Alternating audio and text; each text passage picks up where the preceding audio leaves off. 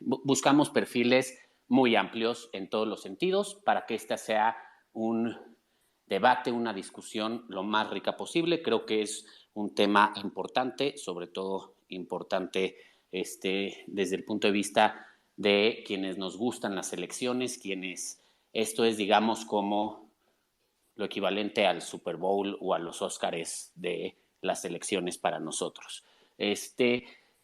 La verdad es que entonces yo les sugeriría que el día de hoy sí se saquen una cervecita, a lo mejor un mezcal por si la discusión se pone fuerte, quienes no les guste a lo mejor un té o un café si pueden dormir, pero creo que va a estar muy interesante el tema.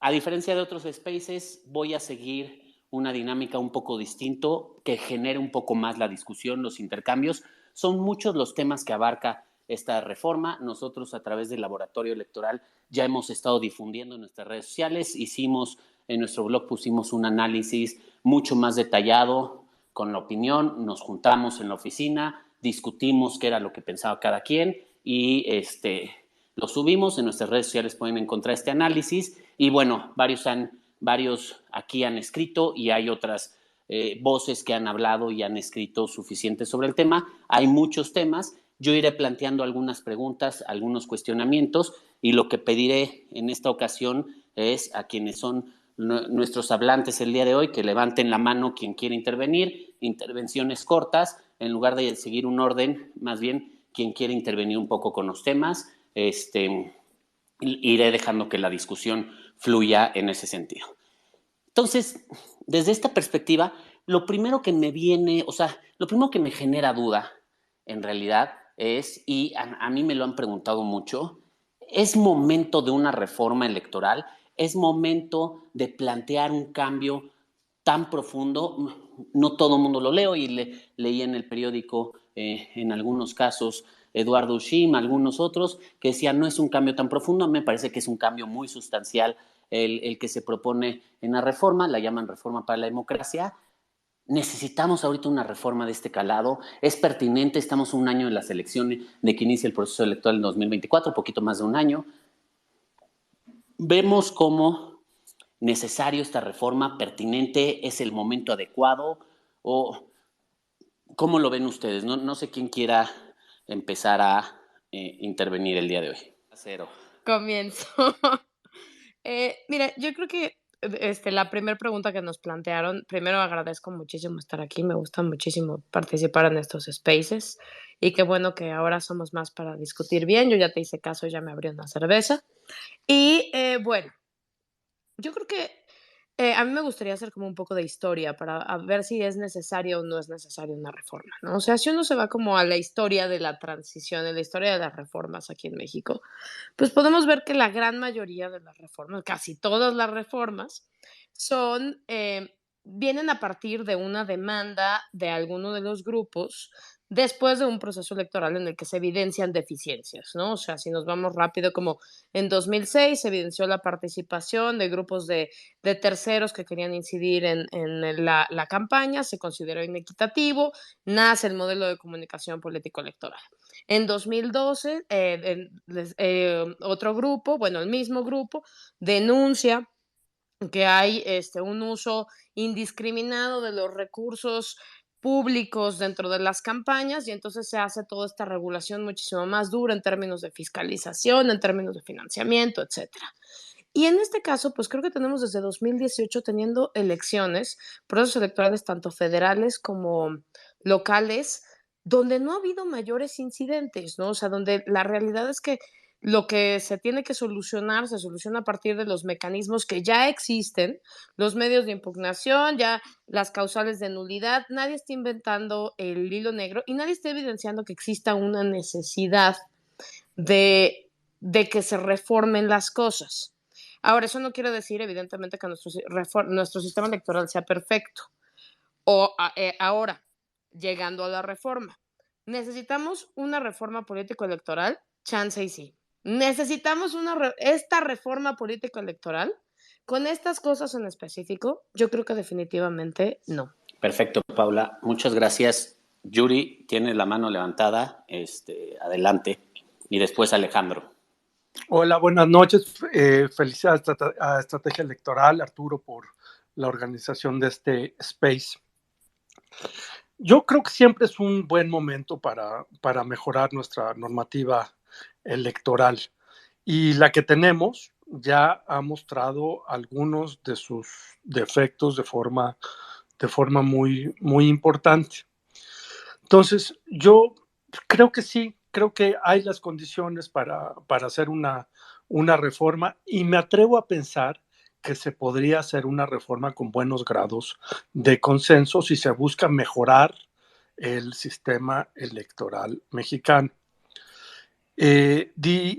Me parece que esta reforma en particular, este proyecto que estamos discutiendo hoy, no cumple con esas condiciones porque los temas más importantes que se tenían que arreglar no los resuelve esta reforma o desde mi punto de vista los resuelve de manera equivocada. Y los que sí eran importantes quedan sin atender. Entonces, me preocupa, pero el llamado está hecho de que se van a discutir reformas, se van a discutir reformas, pues creo que este es el momento en que las legisladoras, los legisladores, los tomadores de decisiones se pongan a hacer un temario de qué es lo que sí se debe de resolver en el sistema electoral mexicano y con mucha suerte y con mucha buena voluntad se puede generar una reforma que sí mejore las condiciones actuales. Pongo solo dos temas sobre la mesa. El tema de los costos de las elecciones, lo administrativo y lo de los partidos políticos, sí es un problema mayor y se tiene que resolver con reingenierías de procesos, volver a pensar qué le corresponde a los OPLES y qué le corresponde a las autoridades electorales nacionales. Y sí se le puede bajar los costos, y se le puede bajar el costo a los partidos, y se le puede bajar el costo a las campañas. Y se tiene que mejorar los esquemas de fiscalización. En buen español, todos sabemos que a las campañas electorales les entra más dinero del que logra ver la autoridad electoral. Pasa dinero por abajo de los radares. Pues tenemos que resolver eso. Y una de las deficiencias más importantes que yo veo en este proyecto de reforma es que no atiende ese, que es un problema importantísimo en la realidad electoral mexicana. Acabamos de tener una pandemia larguísima que nos hizo extrañar y añorar a los países que tienen esquemas de voto anticipado que hubieran podido evitar contagios o que tienen esquemas avanzados de voto electrónico y demás. Y la reforma que actualmente tenemos, el proyecto que actualmente tenemos, le entra tangencialmente al voto electrónico y nada dice sobre lo anticipado. Entonces, habiendo tantas posibilidades de mejora, me extraña que este proyecto no le entre a esas oportunidades. Y cierro con una idea. Me parece que es fundamental que la reforma que emerja de todo este proceso de discusión sea una reforma de consenso. Apostar por una reforma, la que sea, que salga con una, dos, tres fuerzas políticas y con el disenso de las demás, creo que eso es una eh, grosería a los avances al sistema electoral mexicano y ciertamente va a terminar en un retroceso que vamos a lamentar. Ahí dejaría esta intervención. Muchísimas gracias, Yuri. Alejandro pidió la palabra, después Javier y luego César. Gracias, Alejandro. Muchas gracias, Arturo. Muy buenas noches a todos, a todas, y gracias por la invitación. Siempre muy interesantes estos Twitter Spaces. Y bueno, vamos a discutir. Yo creo que tomo para tu pregunta de arranque, Arturo, la de si este es un buen momento para la reforma. Voy a conectarla con tu entusiasta comentario de que quienes estamos aquí, a muchos nos encantan, nos fascinan las elecciones y las hemos venido pues viviendo, experimentando, estudiando por un buen número de años. Para esto quiero decir que pues desde el siglo pasado, ya tengo uno de mis libros electorales, se publicó el siglo pasado, y El votante mexicano, otro de mis libros sobre el elector mexicano, pues ya va a cumplir 20 años. Entonces, pues ahora sí que una de las cosas que he pensado a lo largo de todo este periodo de estudio de las elecciones y del comportamiento electoral es que me frustraba, debo decirlo, me frustraba que cada vez que íbamos a tener una elección había un cambio institucional o alguna reforma y, en mi opinión temprana, no dejábamos madurar lo suficiente a nuestras reglas e instituciones como para ver una continuidad en la conducta, en el comportamiento. Y sí confieso que lo vi un poquito, lo sentí frustrante, pues en mis etapas tempranas, ¿no? Como que decía, a ver, dejemos madurar, dejemos por lo menos un periodo de elección presidencial a otra para ver cómo funcionan o qué tipos de cambios hay. Confieso que hoy en día, no sé si sea signo de resignación o de madurez, pero he comprendido que la democracia es un sistema en constante evolución, con una constante innovación de sus instituciones, procesos y reglas, y me parece que de una constante adaptación. Entonces, estoy reformulando mi frustración previa de por qué no dejamos madurar. Yo creo que la democracia es una constante evolución de nuestras instituciones, reglas, procedimientos, y en ese sentido creo que no hay un momento adecuado o no para hacer una reforma electoral. Creo que potencialmente todos son momentos adecuados y la pregunta realmente es si esos cambios que se proponen, que tienen como previsión una de ellas, ahorrar, reducir costos, los costos de nuestra democracia, reducirlos, pues también con ello podemos, de alguna manera, garantizar un avance en la calidad democrática, con todos los aspectos que eso implica en derechos y libertades ciudadanos, en cuestiones de transparencia, responsabilidad, accountability político, mejoramiento del funcionamiento de las instituciones, y creo que ahí vamos a ir poniendo pues ya algunos estándares de evaluación.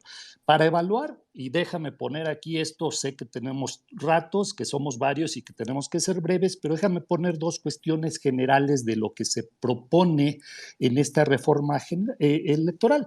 Creo que se ha discutido mucho de aspectos generales como es necesario o no, qué chances hay de que se apruebe, pues esto obviamente viene influido por el tema de la reforma eléctrica y este bloque opositor que no la aprobó, y si realmente podemos mantener una calidad democrática reduciendo sus costos.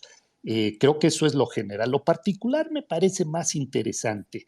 Hay contraintuitivamente, yo pensaba que iban a quitar diputados de representación proporcional y de jato, pero parece que no, parece que lo que desaparecería de aprobarse esto, pues es la regla de mayoría, los distritos. Esto pues realmente es un sistema político electoral muy diferente si se llegara a aprobar, y también aquí lo pongo como una cosa a discutir hacia adelante, si es de interés.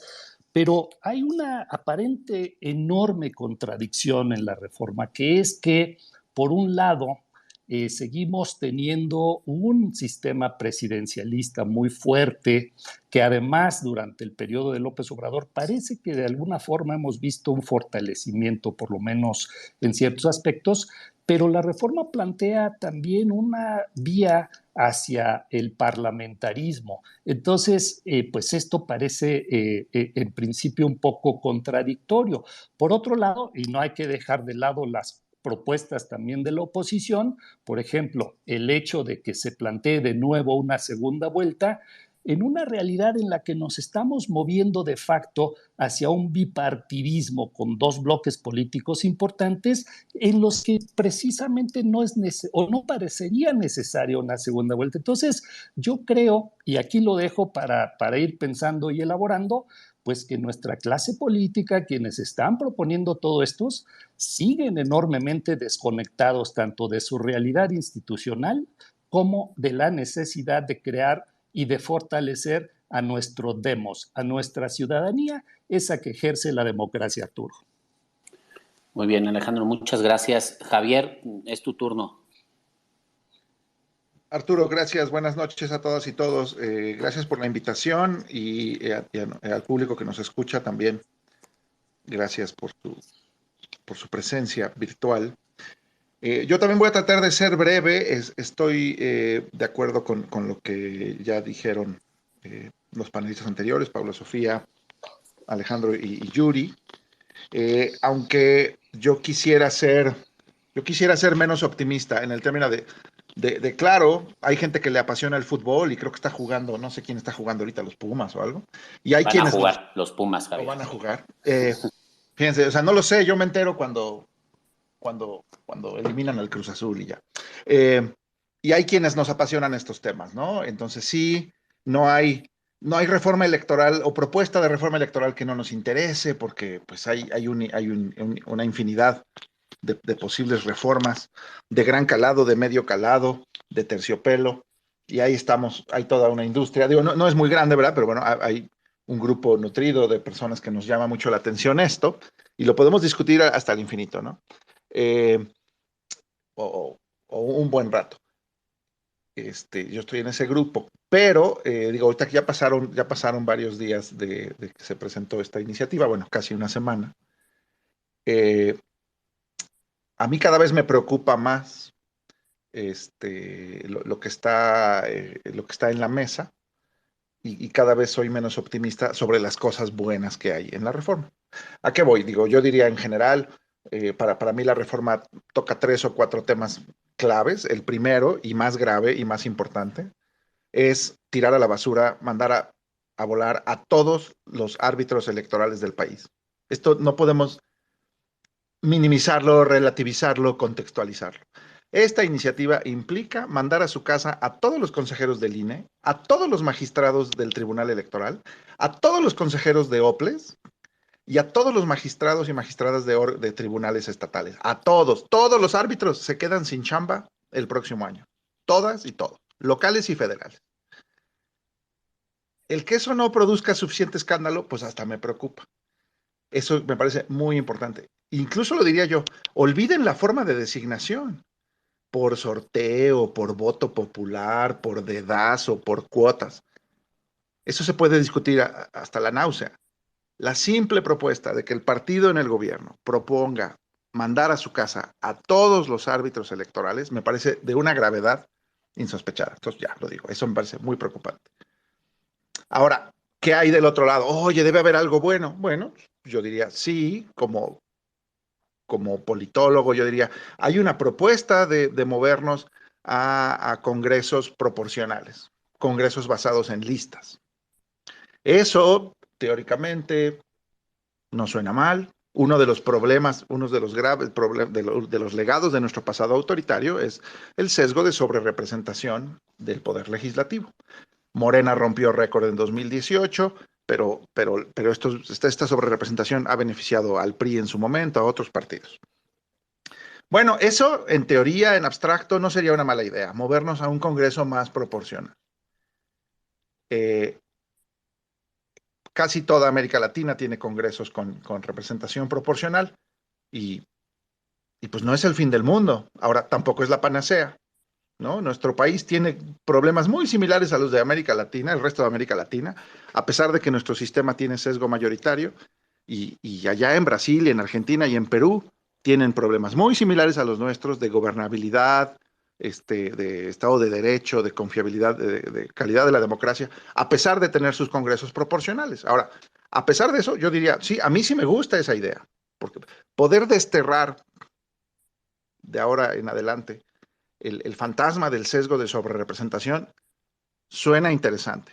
Nada más que yo a esta iniciativa no se la compro. Digo, aquí estoy haciendo un juicio de valor, yo no se la compro. O sea, si a mí me dicen, oye, a cambio de tener un Congreso proporcional, vamos a deshacernos de todos los árbitros electorales y permitamos que un gobierno con mayoría en las 2 cámaras encuentre una forma de designar árbitros, pues no la compro. Me parece una píldora envenenada, me parece me parece peligroso. Porque si estropeamos la buena o mala confiabilidad de nuestros árbitros electorales, podemos darle al traste a nuestro sistema electoral y al juego democrático en México. Entonces, a mí me daría mucho miedo arriesgar eso, la confiabilidad del árbitro electoral. Digo, no son perfectos, etcétera, pero bueno, la buena o mala, la calidad de nuestros árbitros electorales. Darle un borrón y cuenta nueva para reducir la sobrerepresentación del Congreso en 5 o 6 puntos, no, me parece peligroso. Y ya para ir cerrando, hay otros temas, ¿no? Que si la propaganda, que si el financiamiento a partidos, mira, los podemos discutir, pero para mí estos dos son los grandes, son los grandotes. Eh, ¿Qué cosa sí me da miedo? La oposición ya dijo, no, no le vamos a entrar, no pasarán, hagan de cuenta que es la reforma eléctrica. A mí lo que me da miedo es que lo que propone esta reforma es algo que ya ha ocurrido, ya se dijo. En 2007 se les ocurrió darle borrón y cuenta nueva al IFE y mandaron a su casa a todos los consejeros, 3 cada año, ¿no? Luego en 2013, 2014, con la creación del INE, igual, todos a su casa.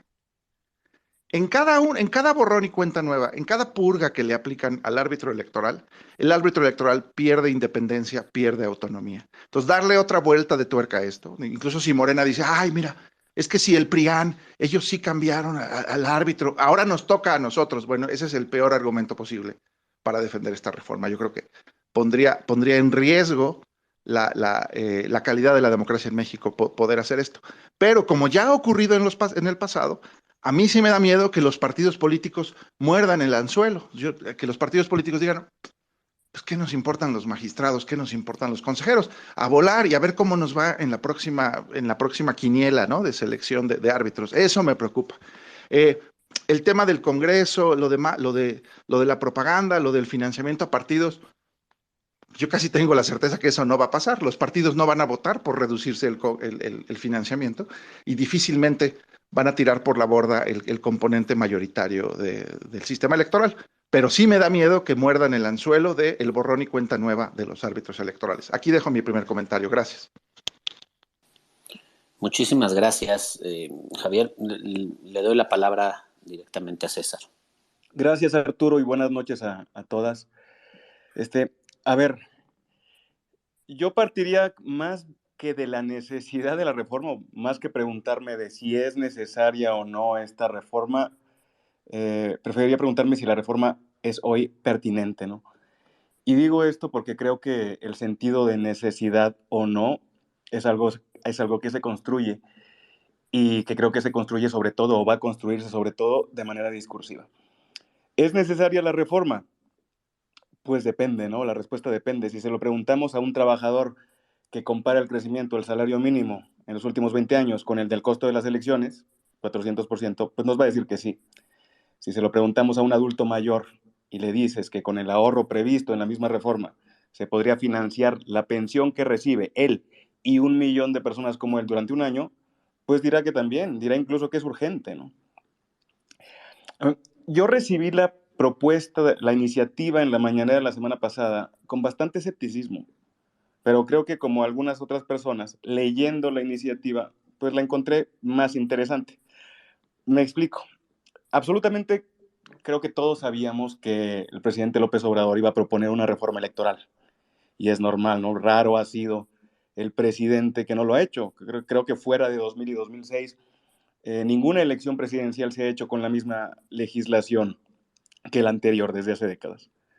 Ahora, todos sospechábamos también que el centro de la reforma de AMLO pues, iba a estar en la modificación de la composición de la autoridad electoral, del órgano directivo de la autoridad electoral. Y creo que ustedes lo dijeron bien en el documento que subieron, Arturo. Era la crónica de una reforma anunciada. Lo interesante es que no fue así, o que fue así solo en parte.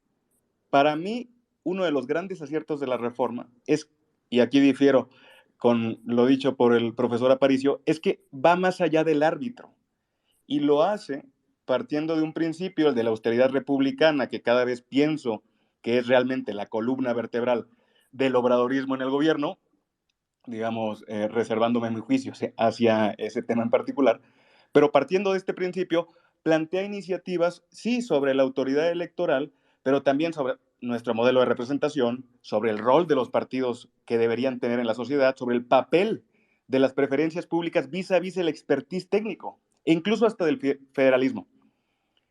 Yo creo hoy que la reforma nos está planteando una discusión sobre todo eso. Y mira, yo estoy de acuerdo con lo que dijo recientemente Lorenzo Córdoba en Nexos, que una reforma electoral cuyo objetivo principal es renovar los órganos directivos del IFE o del INE, es una reforma miope, es una reforma corta de miras, es una reforma con mal futuro. Afortunadamente, creo que este no es el caso. Desde luego, la reforma es perfectible, pero la discusión que ya ha puesto en marcha, la discusión sobre democracia, es la que me parece, sí, muy pertinente y muy oportuna. Muchas gracias, César. A ver, algunos puntos de lo que han comentado, nada más para sintetizarlo, ¿no? O sea, yo creo que siempre el sistema electoral puede ser perfectible, puede ser mejorable. Es más, hay varias cosas de la reforma de 2014 que hemos visto que sin duda necesitan un ajuste de tuercas. Yo sí creo, y algunos de ustedes lo han dejado ver, la reforma tiene claroscuros, tiene aspectos muy positivos y otros aspectos que la verdad es que son locuras y son barbaridades. Para febrero de 2023, como dice Javier, magistrados, magistradas, consejeros, consejeras de todo el país podrían ya estar en la playa tomándose una piña colada tranquilamente. Sabemos que no lo van a hacer porque seguramente varios estarían preparando sus campañas electorales para concursar o ya hubieran participado más bien en las campañas que va a iniciar en septiembre, la convocatoria se lanza en septiembre porque aparte es una reforma que se piensa en fast track, pero creo que hay varios aspectos, digamos, yo la pertinencia me refería, a mí me parece, yo estoy convencido que hay temas mucho más importantes en el país que ahorita hacer una discusión pública en torno al tema electoral y mucho se ha hablado de si realmente es un distractor o no. Esta pregunta se las dejo para más adelante. Ahora, yo lo que les diría es, ¿qué destaca cada quien de los temas, no? O sea, son muchos temas, hay muchas cosas, sin duda el que más llama la atención es el cambio de la autoridad electoral y demás, pero a mí hay cosas que me gustan, yo en particular la idea de que elijamos por plurinominalmente a todos los legisladores, legisladoras, me gusta. No sé si el esquema de listas de Estado sea el mejor. Creo que aquí Alejandro sabrá mucho mejor que yo esta parte. El tema de desaparecer la autoridad me parece que no. Creo que aquí Yuri y Javier son amplios conocedores. Y bueno, el tema de la elección de magistrados y demás por voto popular me parece una locura. El tema del modelo de comunicación, creo que sí se necesita repensar, no sé si sea así. El tema del voto electrónico me parece pertinente, pero hay que hacerlo con cuidado. Creo que hay cosas, algunas cosas que sí el tema del financiamiento, no sé cómo lo vean. Entonces me gustaría en esta ronda un poco que destaquen cuáles son, qué es lo que ven a grandes rasgos de la reforma, si quieren un tema, si quieren un poquito de todos, como ustedes lo vean. Paula, tienes la mano levantada. Sí, gracias. Bueno, nada más como para seguir retomando la conversación y que sea más divertido el debate. Yo voy en el tema de la austeridad. Me preocupa mucho que digan que es la columna vertebral del obradorismo, porque para mí la austeridad republicana tiene un límite que es la calidad. Si vamos a sacrificar calidad a cambio de gastar menos, pues yo creo que estamos gastando mal. Por poco que gastemos, estamos gastando mal. Y bueno, un poco retomando lo que ya dijeron Yuri y Alejandro, yo de las primeras cosas que ahorita voy a como la parte que destacaría de los puntos de la reforma, pero sobre todo yo creo que la reforma dentro de sus objetivos que plantea una reforma para la democracia, creo que lo que más falla son justo incluir mecanismos que efectivamente nos harían pensar que estamos pensando en mejorar las condiciones de acceso a la democracia de todas las personas. Y no solo pues, afinando detallitos, tuneando detallitos del juego democrático que ya existe. Yo creo que el gran faltante, y aparte es un gran faltante que cuando uno pues ve cómo está el partido que propone la reforma, pues uno lo puede entender todavía mejor, pero yo creo que el gran faltante es un tema de democracia interna de los partidos. O sea, si estamos hablando de una reforma que mejore la calidad de la democracia, pues tenemos que hablar de una reforma que de verdad se meta pues a regular mejor, no digo más, mejor, la manera en la que los partidos administran, como entidades de interés público, pues administran sus accesos, sus cuotas, cómo trabajan, cómo se alían, o sea, creo que la vida interna de los partidos políticos es uno de los grandes pendientes en materia de, de, de, para democratizar, ¿no? Si eso es lo que estaba buscando la reforma, yo creo que ese es uno de los grandes, grandes pendientes, ¿no? Cómo se conforman los partidos políticos, cómo mantienen el registro, o sea, yéndonos aparte, por ejemplo, no cómo mantienen el registro, cómo tratamos de que sobrevivan a pesar de todo, sino justo decir, después de todos estos años, en verdad, en verdad, en verdad, vamos a seguirle manteniendo el registro al verde, a pesar de que es un objetor persistente de todas las reformas y que vive de vender una marca. Sí, eso cómo abona la democracia, sí o no. O sea, creo que si estamos pensando en una reforma con esos objetivos tan grandilocuentes, pues creo que esos son los grandes faltantes. Y ahí me voy a la parte de financiamiento. Coincido con Yuri, con Alejandro, que la parte de financiamiento tenemos muy claro que, y te lo dice cualquier legislador que hables con él en corto, que lo que les da del INE versus lo que les cuestan las cosas no tienen absolutamente nada que ver, y que además, pues en un país como México es cada día más preocupante de dónde sale el faltante, ¿no? Y cómo se saca el faltante, y no. Y tenemos cada día más casos de la maleta de no sé quién, el aeropuerto no sé dónde, el efectivo y efectivo y efectivo, ¿no? Creo que esas son cosas de financiamiento, de fiscalización que haría falta atender. Ahora, creo que el punto que toca la reforma en términos de financiamiento, me parece, perdón, me voy a repetir mucho en mi texto, pero yo un poco lo que decía es, nos parece una reforma como de muchos pedacitos, ¿no? Como muy, muy de miscelánea, ¿no? Y aquí la representación del Congreso, que coincido con Javier, a mí también me parece una manzana envenenada, vamos a cambiar a RP, pero luego también vamos a meterle este detallito a financiamiento, pero luego también un detalle menor al modelo de comunicación política, pero luego también, y luego lo de las autoridades electorales, que a mí también me parece el peor despropósito de la reforma y la parte pues más preocupante. Pero yo más que pensar en los detallitos particulares, yo sí pensaría en veamos el cuadro completo de qué pasaría si esta reforma se aprobara. Tienes partidos políticos de oposición que no tienen financiamiento, no van a tener financiamiento público ordinario. ¿De dónde va a salir ese financiamiento? Y también el partido político en el poder, ¿de dónde va a salir ese financiamiento? Pues evidentemente de donde salía antes de que existiera el financiamiento público en gastos ordinarios de campaña. Vamos a volver a desdibujar la diferencia entre gobierno y partidos, y entonces pues la contienda electoral fue muchísimo más cruenta, porque entonces lo que necesitas es de dónde sacar lana. Y entonces necesitas un montón de posiciones políticas. ¿A quién beneficia ahorita que no haya financiamiento ordinario, pero que al mismo tiempo dejes que los funcionarios públicos sí hagan propaganda porque no la pagaste? Y entonces, pues como el Twitter no lo paga nadie, pues sí puedes hacer propaganda, pues a quien tenga más funcionarios. ¿A quién le sirve? ¿Quién puede vivir ahorita del financiamiento de sus militantes? Pues el partido que ni siquiera militantes, porque Morena tiene cerradas sus listas, ¿no? Pero ¿qué más simpatizantes que seguro sí le cooperan con 10 pesos a cada quien? Pues Morena. Y luego además nos vamos a lo que dice Javier. Estamos pensando en que no hay una sola autoridad electoral en este país, que vamos a cortar la cadena del expertise, y entonces pues en las cabezas no hay absolutamente nadie. Quienes muy probablemente tengan la mayoría de ese INE gigante donde ya no va a haber autoridades electorales locales. Pues veamos las reglas de designación. 20 los propone el Ejecutivo, 20 la Cámara de Diputados, y 20 los legislativos y 20 la Corte. ¿Y quiénes tienen mayoría en el Legislativo y quiénes tienen mayoría en el Ejecutivo? Bueno, ¿quiénes tienen el Ejecutivo? Pues Morena.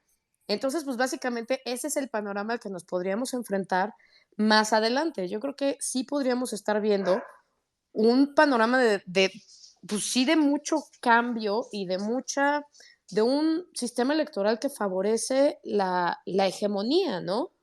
Entonces, yo creo que más allá de centrarnos en los puntos que son atractivos o no son atractivos, a mí me parece como que ver el bigger picture de decir cómo estaría este modelo electoral, cómo nos iríamos a 2024 si esta reforma pasara. Y ese es como más o menos el panorama que yo veo ya tenemos aquí la revocación de como una prueba, ¿no? Ya todos los funcionarios desbocados haciendo eventos y inventando cosas que dicen que no son electorales, pero sí son electorales. Y ese es básicamente el panorama que nos estaríamos encontrando en 2024. Muy bien, Paula. Eh, una visión bastante global. A ver, conforme han levantado la mano, según vi, Alejandro, Yuri y César después. Yo creo que Yuri va antes. Perdón, Yuri. Entonces Yuri y luego Alejandro. A ver, a mí me parece que una de las cosas que yo rescato del proyecto del presidente tiene que ver con el voto electrónico. Hay que reconocerlo, las elecciones van para allá y el hecho de que en México no estén allá quiere decir que hace 20 años, 25 años no empezamos a tener desarrollos importantes en materia de voto electrónico o de voto por Internet, como sí hicieron otros países que ya generaron los niveles de confianza en estas tecnologías. Lo más importante en materia de voto electrónico es que los sistemas que se implementen y las tecnologías que se implementen se vayan implementando gradualmente de manera que los actores políticos y la ciudadanía vayan generando a medida que se va utilizando gradualmente confianza y que se hagan evidentes pruebas que hagan a distintos niveles de acceso, generen confianza en lo que está pasando adentro de algo que podría parecer una caja negra que no entendemos, pero que vayamos viendo que su funcionamiento ocurre en los términos en los que estaba previsto. Entonces, esto es una reforma constitucional, borda poco sobre el voto electrónico, pero me parece que es una buena decisión que ya desde la Constitución nos metamos en ese tema. Me salta la curiosidad que justo en materia de voto electrónico, la propia iniciativa del presidente reconoce el antecedente, la iniciativa, el liderazgo en esos temas de algunos institutos electorales locales, cuando 2 cuartillas después propone desaparecerlos. Eso, la desaparición de los soples, a mí me parece un contrasentido y me parece de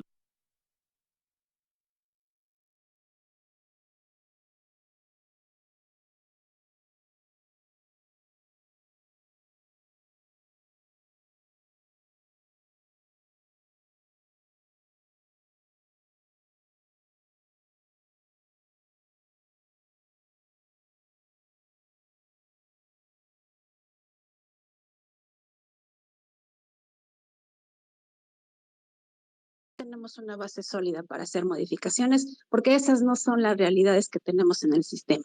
Entonces, ¿sobre qué estamos construyendo? Bueno, pues sería importante saber más bien la intención, porque me queda claro que la base no es sólida. Ahora, en segundo lugar, y sobre el segundo cuestionamiento sobre pros y contras y en qué temas estaríamos, pues pensando que puede ser positiva y en cuáles no. Yo me voy a referir y justo precisamente sobre estas menciones que tiene la exposición de motivos, me quisiera yo referir justamente a la desaparición de las autoridades tanto jurisdiccionales como organizativas a nivel local. Y es que yo quizás no tengo la idea más popular o la postura más popular en el sentido de que no deben desaparecer, pero, es decir, para mí, desde mi perspectiva, no es tan contrario a la autonomía de las entidades federativas el que no tengan ese tipo de órganos a nivel local, pero no por esas razones, no en esas circunstancias y mucho menos en cómo se está planteando. A mí me parece que si pensáramos que esos órganos son enteramente profesionales y no políticos, podríamos dar cierta cabida a que se pueda centralizar y hay un ente que organiza perfectamente profesional para hacerlo y con una actividad que se dedica justo a la operatividad de un sistema, y que hay otro órgano enteramente profesional que juzga o califica el resultado y la actuación de esta primera autoridad, y entonces podríamos pensar que sí lo podemos centralizar. Pero si la razón es la irrelevancia de los tribunales electorales cuando el 70% de sus sentencias no se impugnan, me parece que estamos en un mal esquema y partiendo desde una pendiente resbaladiza sobre el lodo. Y en ese sentido me parece absolutamente contrario que si pudiéramos tener como objeto la imparcialidad de esos órganos, que también lo menciona la exposición de motivos, o su profesionalización, estemos buscando un esquema de elección popular de los titulares. que me parece totalmente contrario a ambos principios. En principio, porque pues no tenemos condiciones para sacar la reforma en términos políticos, pero vamos a darle una permanencia o una transitoriedad a los órganos que tenemos con los que nos hemos estado peleando para que elijan a los que siguen. Y además de todo, le ponemos otra puntualización.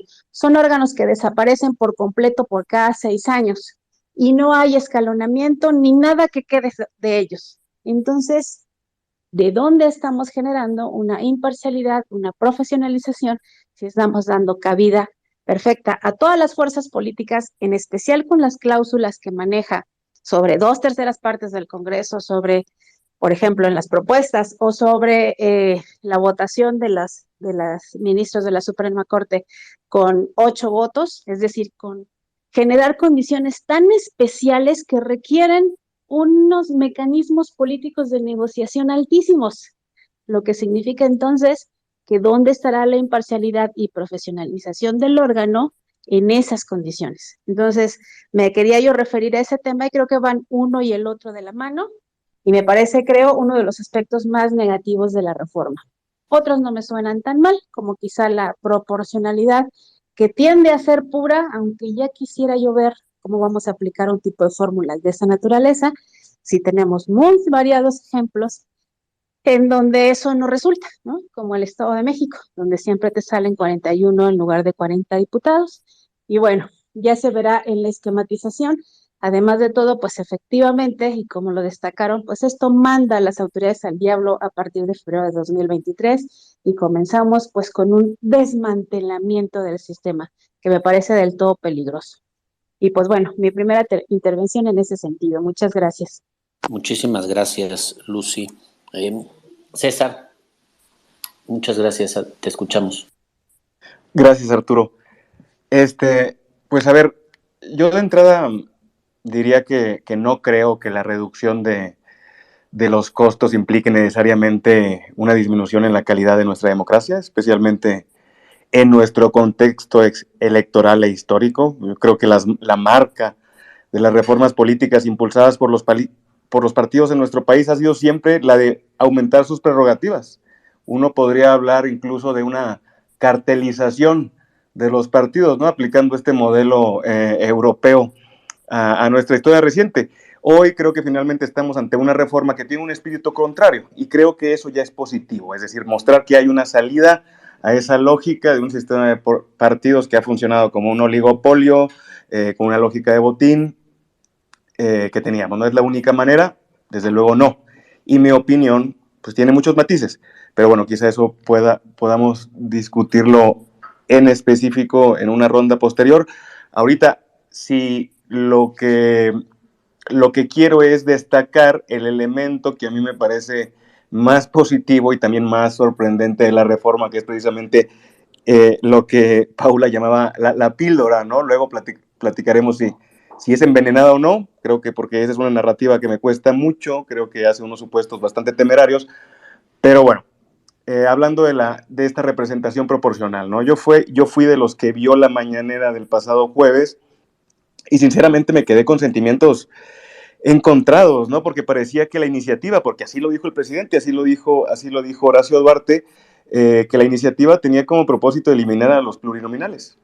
Una propuesta, pues sí, muy popular, digamos, dada la reputación que tienen estos legisladores y, pues, por ejemplo, que personajes como Paloma Sánchez en el PRI, pues, no han contribuido a mejorar, pero que es una propuesta que resultaría muy nociva, ¿no? En términos de representación, una propuesta también contraria a la tradición de la izquierda democrática mexicana y sobre todo una propuesta que le abriría las puertas a la antipolítica, ¿no?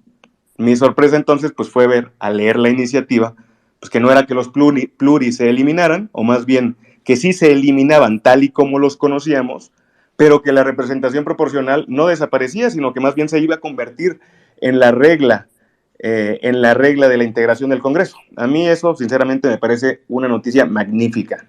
Obviamente, pues yo creo que la elección por listas tiene sus bemoles. Por ejemplo, pues estamos hablando de listas abiertas o listas cerradas, porque pues ahí se juega realmente quién tiene la última palabra, ¿no? La tienen las cúpulas, o la tendrían las cúpulas de los partidos o los ciudadanos. Pero de entrada, creo que es un hecho que la representación proporcional es un sistema mucho más democrático, que refleja mucho mejor las preferencias populares que la lógica de la mayoría relativa. Es un sistema que, pues, si no es exactamente la traducción matemática de los votos en escaños o en curules, pues sí es una representación lo más fiel posible de la importancia real en los ánimos de la ciudadanía que tiene cada partido. ¿Por qué es importante esto? En primer lugar, porque está muy lejos de estas historias sobre la regresión autoritaria o de las fórmulas tradicionales que se han buscado por presidencias como la de Felipe Calderón o Enrique Peña Nieto, enfocadas en buscar maneras de una sobrerepresentación o la construcción de mayorías artificiales, aunque sus iniciativas no hayan prosperado. Desde luego quedan dudas y creo que ustedes las señalan bien. En México realmente hay 1 o 2 partidos que podríamos llamar nacionales, ¿no? Entonces, en este sentido, ¿qué efectos podrían tener las listas estatales en nuestro sistema de partidos futuro? ¿O qué efectos podría tener también, por ejemplo, en las coaliciones, ¿no? ¿Qué tanto esta nueva lógica desincentiva las coaliciones que parecen hoy ser la regla en nuestro Congreso? Pero por lo pronto yo creo que esta propuesta alcanza un equilibrio que se antojaba muy difícil a priori, que es reformar instituciones que tienen poca legitimidad ante la opinión popular, y creo que esto no es un asunto baladí, es algo muy importante, pero también logra reducir costos y no afecta sensiblemente la pluralidad y representatividad del Congreso, más bien al contrario.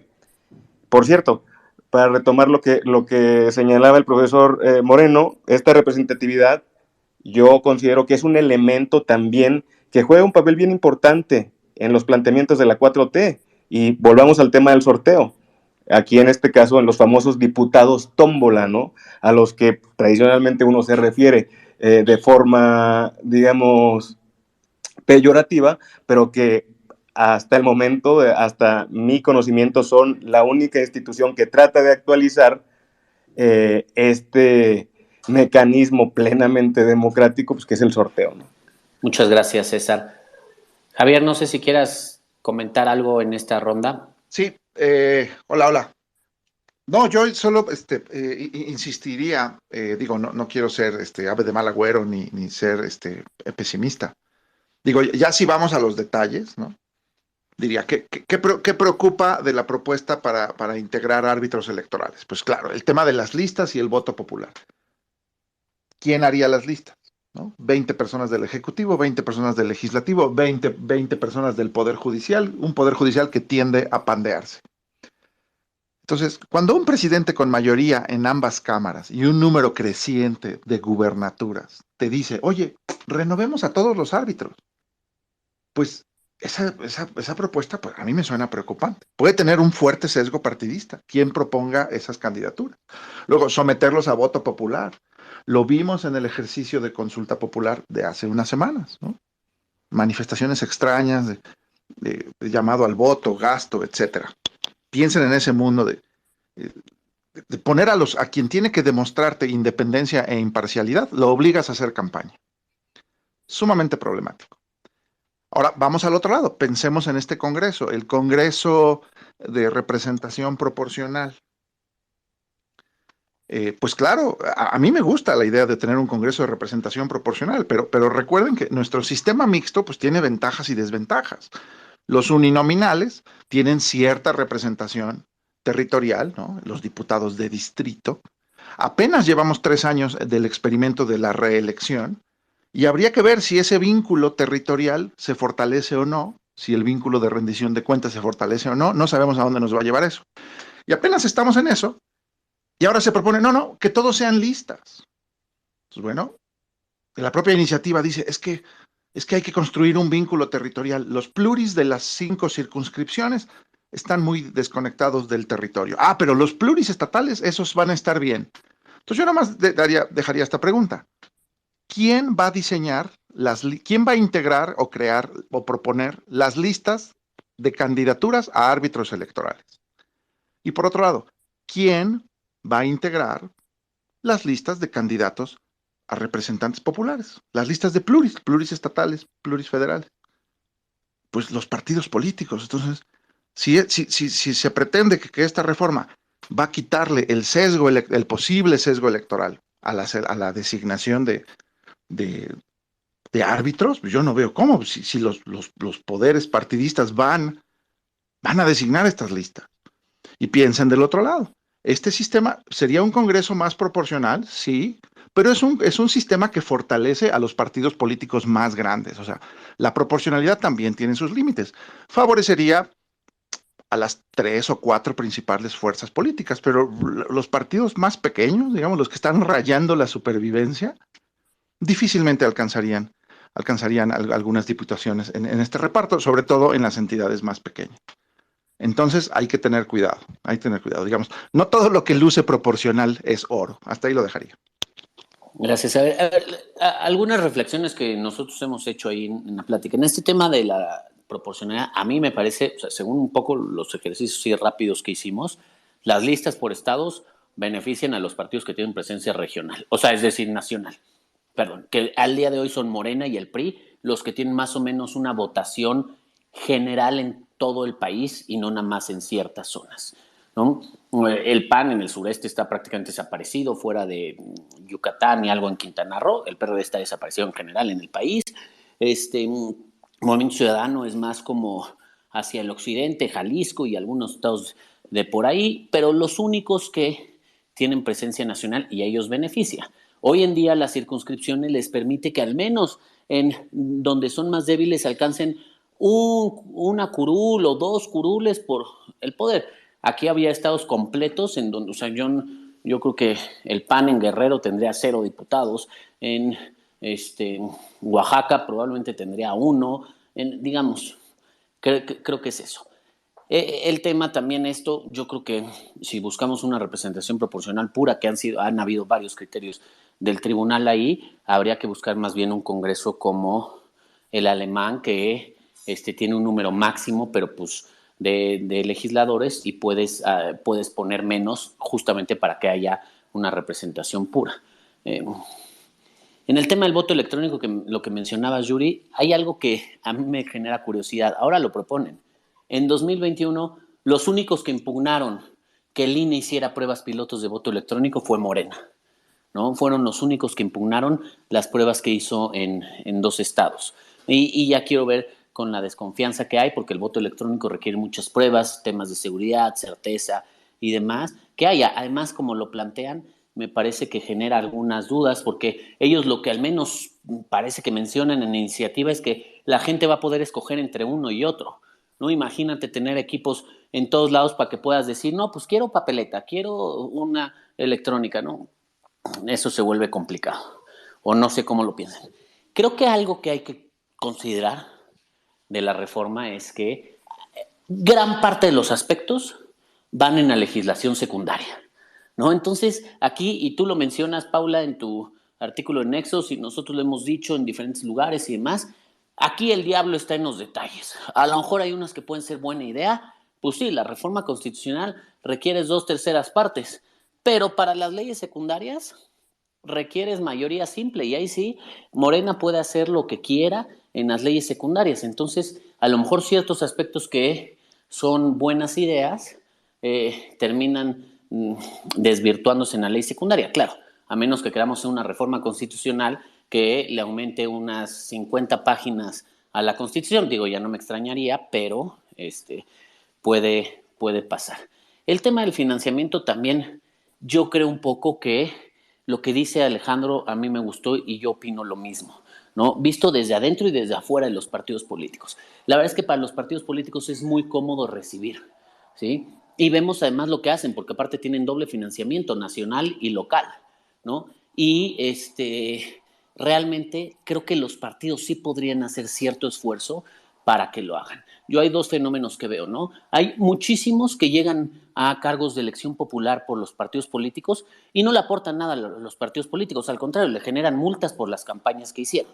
Hay muchos que usan los partidos políticos de trampolín, y me postuló este partido político y después me voy al otro y demás. No hay ningún apego a los partidos políticos, y yo ni siquiera lo extendería a los militantes, a los simpatizantes, lo dejaría en los militantes.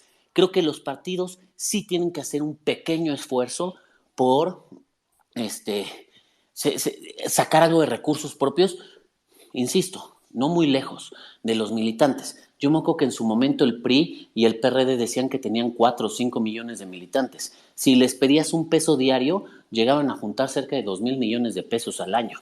Es lo que recibe más o menos hoy Morena. En ese entonces no lo recibía nadie. Entonces creo que este es también un tema que hay que revisar, y ahí nada más el último dato que nosotros tenemos. Morena no solo es el partido político que más financiamiento recibe en México, es el partido político que más financiamiento público recibe en Latinoamérica. No hemos encontrado datos de todos los países, pero, por ejemplo, tenemos datos de Perú. Morena recibe cerca de 2,000 millones de pesos de financiamiento al año, solo a nivel nacional, ¿no? 1,800 millones, una cuestión así. En Perú, el partido político que más financiamiento recibe lo equivalente a 11 millones de dólares en un año. Entonces, la verdad es que sí creo que en México estamos desproporcionados. Es cierto que las elecciones cuestan mucho más, pero les demos más dinero o menos dinero, van a seguir gastando más, porque gran parte del costo de las elecciones, yo no sé qué tanto lo aprobó. O sea, hay campañas que justo su costo es en las clientelas y en regalar dinero y en las tarjetas rosas y en las tarjetas premia y en las tarjetas de 1,000 cosas. Entonces, digo, hay varios temas. Creo que ya para cerrar un poco, porque ya llevamos aquí un rato discutiendo, me gustaría un poco que me dijeran qué piensan del destino de la reforma. Es decir, si es una reforma o sea, si va a haber voluntad de sentarse, a analizar, a negociar, apertura, o ya dejemos de discutir esto y va a ser como la energética, no le movemos una coma, pues no vamos con ella y al archivo. O si hay una posibilidad de que haya algún futuro con esta reforma y después, en ese caso, la aplicabilidad de la reforma.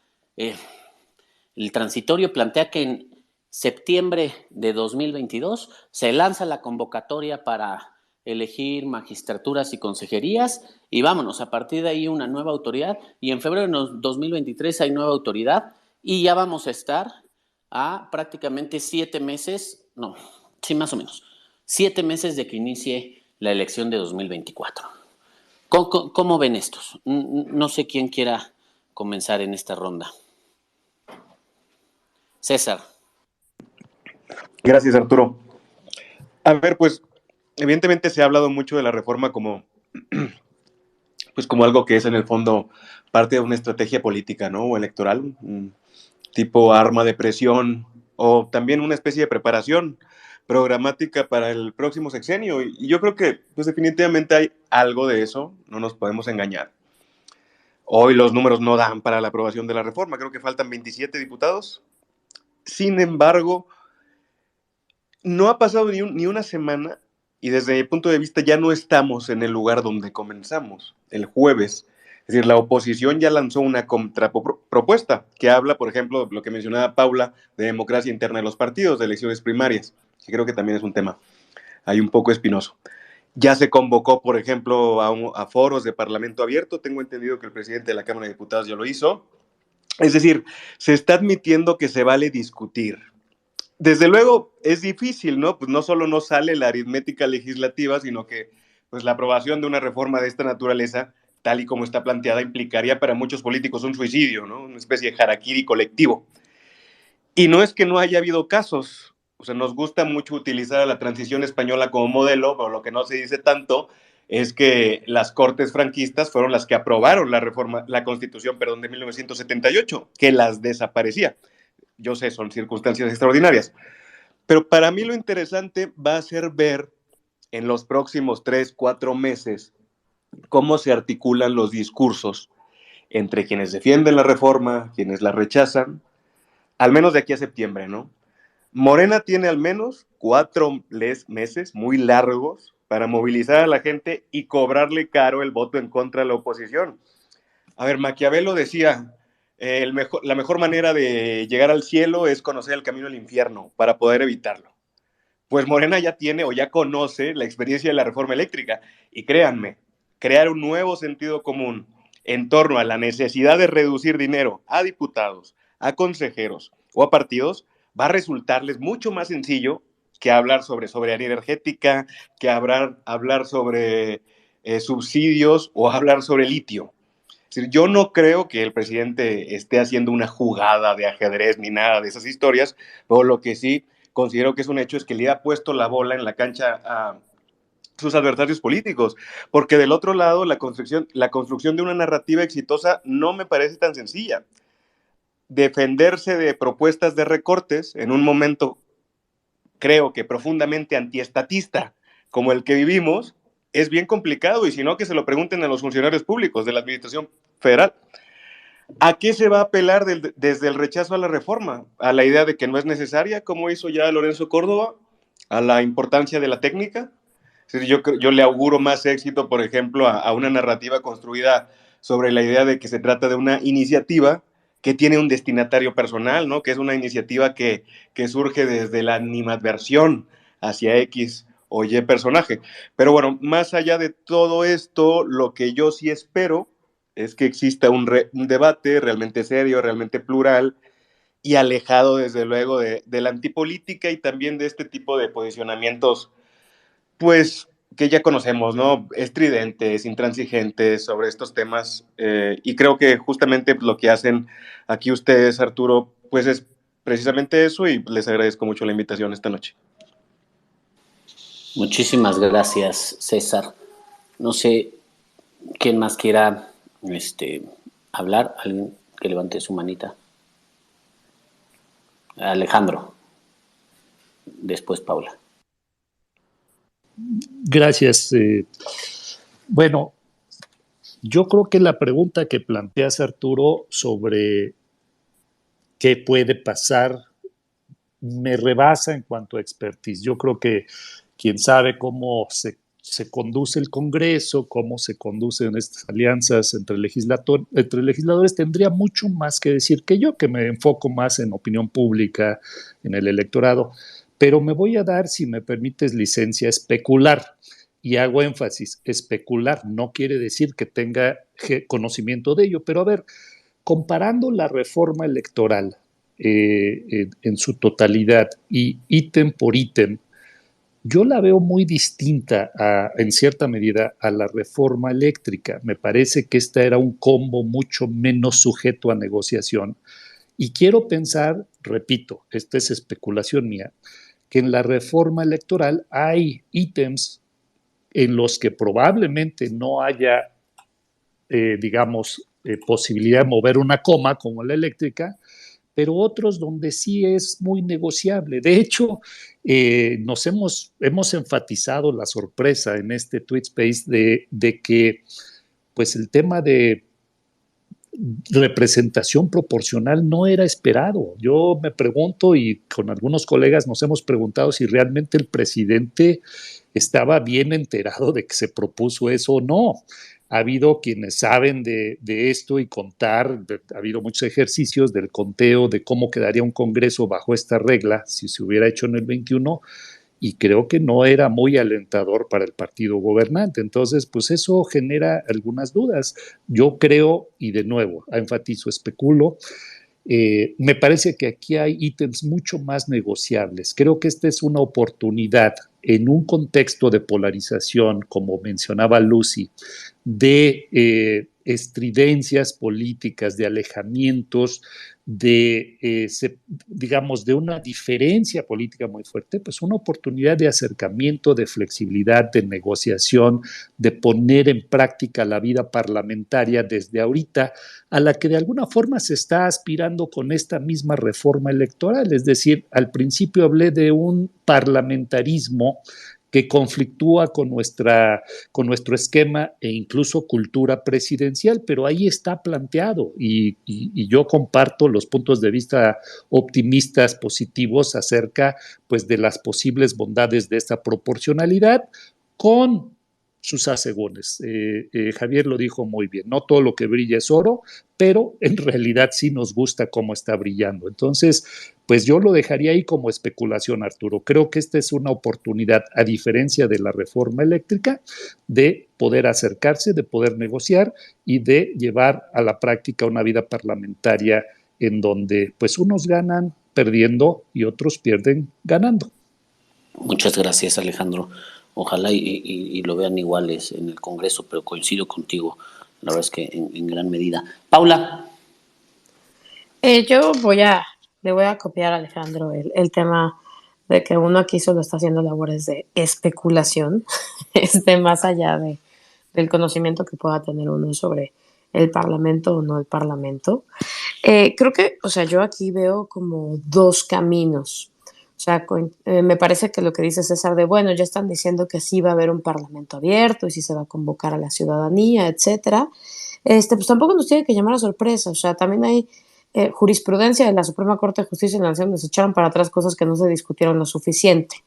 Creo que todo mundo sabe que tiene que pasar por un procedimiento medianamente de discusión, medianamente de debate y medianamente riguroso. En ese sentido, pues se va a discutir, yo sí creo que se va a discutir y yo creo que si ya dentro de nuestras formalidades, incluso casi que rituales, es tener sesiones de parlamento abierto y es invitar expertos y eso, yo creo que todo eso lo vamos a ver. Ahora, lo que a mí me interesa es como pensar cuál era el objetivo de proponer esta reforma, ¿no? O sea, si el objetivo de proponer la reforma, ¿cuál es tu irreductible, no? Decía Jorge Alcocer, que es un gran negociador de reformas políticas, siempre tenías que identificar como que cuál era el irreductible, ¿no? Si dentro de los irreductibles está cargarse a la institución, cargarse al INE y cambiar a todos de cara a 2024 y tener un nuevo INEC donde ellos ya hicieron sus cálculos, donde la mayoría ya hizo sus cálculos, y ese es su gran irreductible. Pues yo creo que ahí sí coincido con Javier que deberíamos estar muy preocupados, incluso si están dispuestos a negociar todo lo demás. Si todo lo demás es accesorio, pues sí, efectivamente, pues es como dice César, ¿no? Es una reforma con dedicatoria. Ahora, creo que si los legisladores amanecieran todos siendo así, después de una noche de mal dormir, se despertaran y se dieron cuenta todos que quieren ser unos excelentes parlamentarios, pues yo creo que podríamos pensar en un escenario como el que se dio en 2009-2010, donde a una propuesta de reforma del Ejecutivo se fueron sumando más propuestas de reforma de todos los demás partidos y de las organizaciones de la sociedad civil y de no sé qué, y se hizo un pues espacio de debate y un momento de debate de varios meses, o sea, se debatieron las reformas muchos meses, se hicieron cuadros comparativos, se hicieron grupos de trabajo plurales, etcétera, y se sacó al final pues la reforma justo donde se incluyeron todos los mecanismos de democracia directa, etcétera, y ahora eso querríamos pensar que entonces sí, el verdadero objetivo de la reforma, que es democratizar la vida pública en México, es lo que les importa independientemente de si no les llegara a dar tiempo para que la reforma se aprobara antes de 2024, porque lo que quieren es dejar un legado de mayor democracia. Ahora sí que como diría José, pero lo dudo. Entonces, yo creo que lo que vamos a ver es pues un ritual de parlamentos abiertos, ejercicios, vamos a escuchar opiniones y por el otro lado, pues lo que se ve siempre en política, que es una negociación altísima, de ver cuántos diputados y si te dan las matemáticas, si no te dan las matemáticas y pues ver qué sí puedes pasar de tus irreductibles y qué no va a pasar. Creo que eso pues también va a ser un excelente mecanismo de revelación para ver qué tanto de lo que propusieron en la reforma es verdaderamente cosas de las que estén convencidos y qué cosas pusieron nada más para que algunos nos sintiéramos como, mira, no está tan mal, metieron mecanismos de representación proporcional pura. Y bueno, muchísimas gracias por esta invitación. Muchas gracias a ti. Me parece que levantó la mano Javier, luego Lucy y dejamos que Yuri cierre. Javier como que se desconectó tantito, entonces si quieres, Lucy, te escuchamos. Gracias. Bueno, pues voy a caer un poquito en la provocación del maestro Aparicio en relación a la proporcionalidad y más bien quisiera referirme, y es que efectivamente la proporcionalidad pura pues suena bien bonita, pero aquí está combinada con una omisión de territorialidad que sí nos va a llevar a varias complicaciones, y es que ya no hay una representación directa porque pues puedes no conocer a tu candidato, si en tu distrito no lo conocías, pues en el estado menos, pero además también hay una falta de territorialidad en el acceso a la justicia de los órganos. porque bueno, si antes de Huejutla a Pachuca para llevar un medio de impugnación te tardaba 6 horas, pues ya quiero verlo con los órganos centralizados y con la desvinculación que se va a tener con las autoridades nacionales. Pero bueno, y en todo caso también me parece que la proporcionalidad va a tener una repercusión en la paridad que es aparentemente positiva, porque bueno, las listas se van a integrar con hombres y mujeres, como así está dispuesto, pero ya no tenemos un parámetro de verificación de que las mujeres postuladas sean las que sí tienen representatividad, como antes podíamos hacer un cotejo con la elección anterior y sus distritos. Pero bueno, fuera de eso y entrando por supuesto en el terreno de la especulación, porque el diagnóstico político no es en definitiva mi materia, creo difícil que esta reforma pase y creo que incluso mucho terreno de especulación, diré, ni siquiera es la intención. Me parece que como esta reforma parte de una confrontación con los órganos, e insisto, no con un objetivo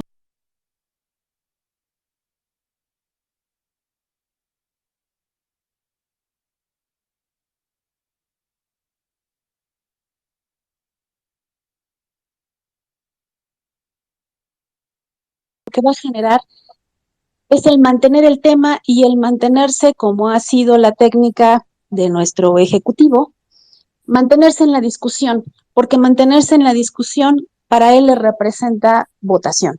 Entonces ahora tiene la excusa de decir que no me aceptaron las mejoras, que no aceptaron que la gente decida quién los va a juzgar, quién va a organizar las elecciones y que el pueblo mande, que no aceptaron que los partidos sean pobres, que es la austeridad que yo propongo, que no aceptaron, pues imagínense, no sé, en este momento pues Morena tiene el mayor financiamiento y ha publicado que lo está rechazando y que renuncia a parte de su financiamiento, pero ya veo al PRI y al PAN que en este momento con trabajos tienen incluso militantes, por ejemplo el PAN o el PRD, decir, ay, sí, estamos totalmente de acuerdo con que no tengamos financiamiento para actividades ordinarias. Estamos felices con la idea, por supuesto que no. Entonces, me parece que es más bien una intención de mantenerse en la discusión, tener a quien echarle la culpa y continuar con la idea de la permanencia en eh, pues en la discusión misma, porque incluso la transformación de un INE en un INEC implica el objetivo de que nos vamos a seguir haciendo consultas, porque las consultas es como el pueblo manda, aunque no le haga caso a la norma y a las normas de las consultas y me siga yo manteniendo haciendo propaganda gubernamental cuando está prohibido por principio constitucional, y aunque lo deje en la Constitución porque la reforma no lo modifica. Entonces, desde mi perspectiva y por supuesto en un ámbito especulativo, esta no es más que una forma de seguir discutiendo los temas con una intención de seguir generando simpatías y el método es tener a quien echarle la culpa de lo que no está bien en este momento. Yo me seguiré peleando con el órgano electoral. Me parece, hasta ahí. Muchas gracias, Lucy. Ahora sí, Javier. Sí, gracias. Voy a ser muy breve. Yo también gracias por la invitación, gracias a quienes nos escuchan. Yo estoy más seguro de mi diagnóstico de que es muy mala idea renovar árbitros cada 6 años. Eso lo enfatizaría. Ahora, ¿qué va a pasar? Bueno, bolita de cristal, juicios de valor. Yo veo muy difícil que esta reforma transite por ambas cámaras. Recuerden que en el Senado está el señor Monreal y no sé qué. Ahora, en la Cámara de Diputados, ¿qué pienso? Pues va a haber tanta teatralidad como pida el licenciado, ¿eh? De San Lázaro han salido denuncias penales contra los árbitros, el tema de los traidores a la patria, etcétera. Entonces, si quieren show, va a haber show. Ahora, ¿qué cosa me preocupa? Pues que el próximo año toca de manera natural. Morena ya puso 4 consejeros en el INE, hace 2 años, y el próximo año le toca poner otros 4, incluido el consejero presidente, ¿no?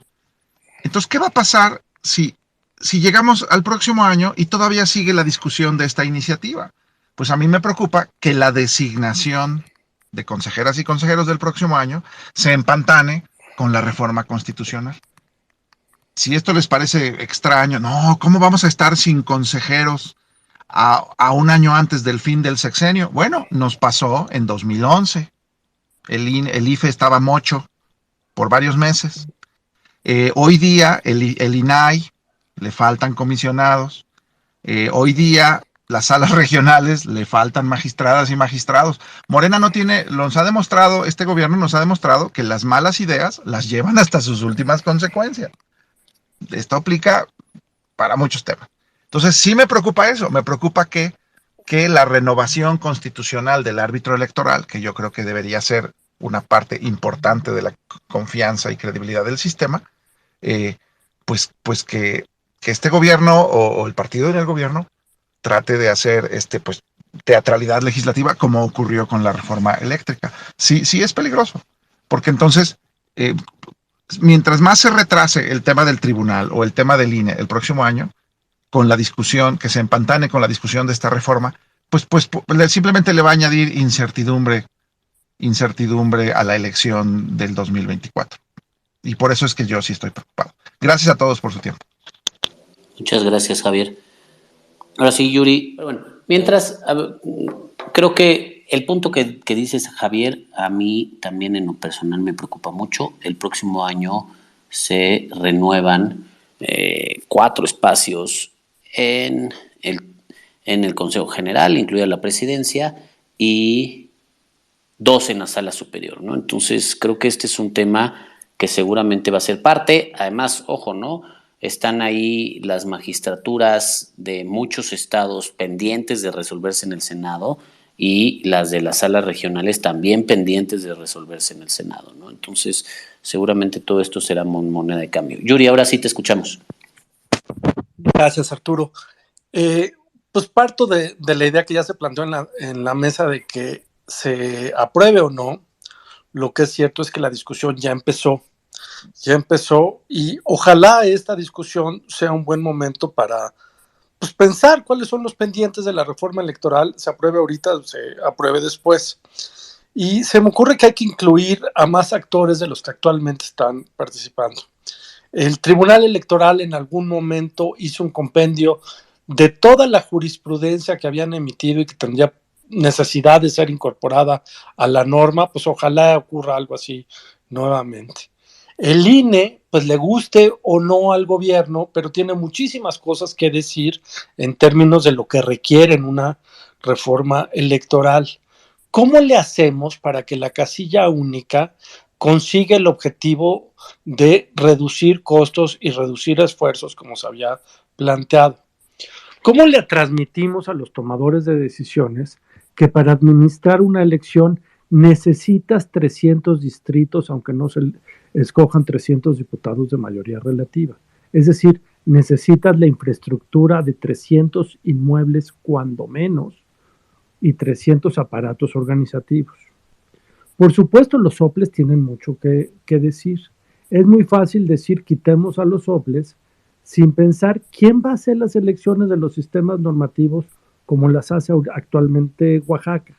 ¿Quién va a hacer participación ciudadana como lo hacen los muchos 5 o 6 institutos electorales del país de forma muy, muy eficaz?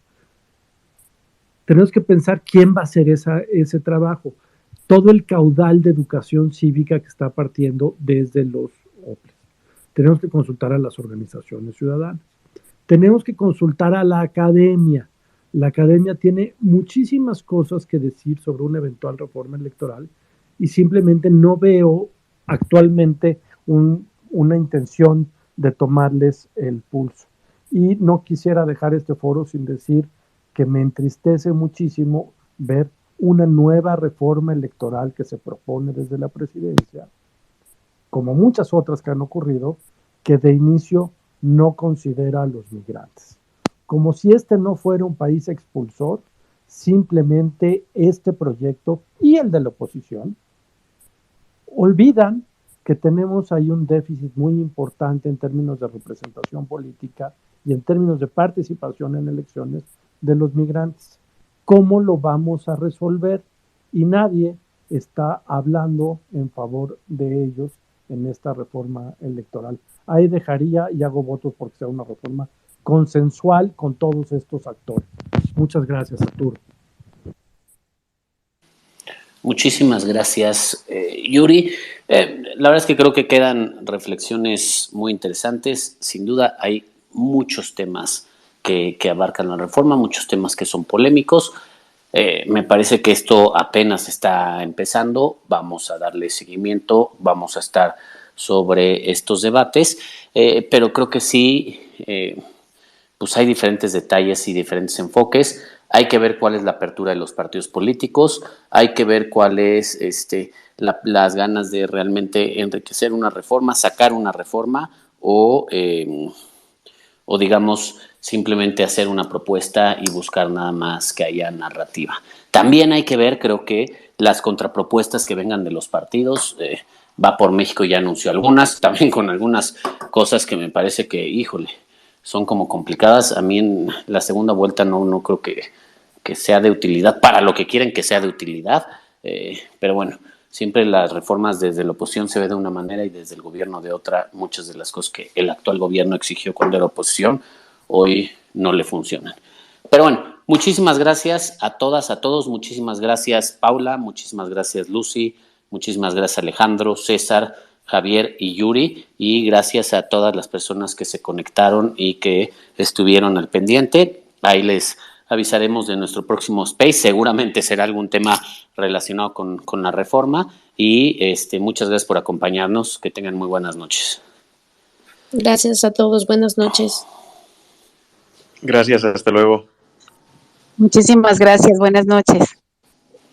Buenas noches. Un enorme placer, gracias. Gracias.